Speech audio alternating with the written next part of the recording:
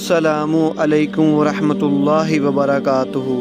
تو دوستو، آپ سوچ رہے ہوں گے کہ ایسا کون سا وظیفہ ہے جس کے پڑھنے سے ہر پریشانی اور آفت دور ہو جاتی ہے۔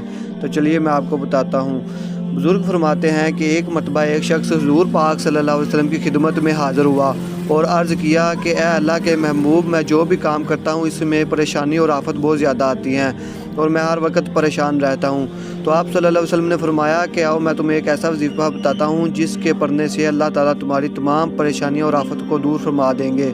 آپ صلی اللہ علیہ وسلم نے فرمایا کہ جو شخص روزانہ 100 مرتبہ یہ وظیفہ پڑھے گا تو انشاءاللہ اللہ تعالیٰ اس کی ہر آفت اور پریشانی کو دور فرما دیں گے۔ تو دوستو، آپ نے یہ روزانہ 100 مرتبہ حسبنا اللہ و نعم الوکیل و نعم المولا و نعم النصیر پڑھنا ہے۔ تو دوستو، آج اس وظیفے پر عمل کرے تو انشاءاللہ اللہ تعالیٰ آپ کی ہر پریشانی اور آفت کو دور فرما دیں گے۔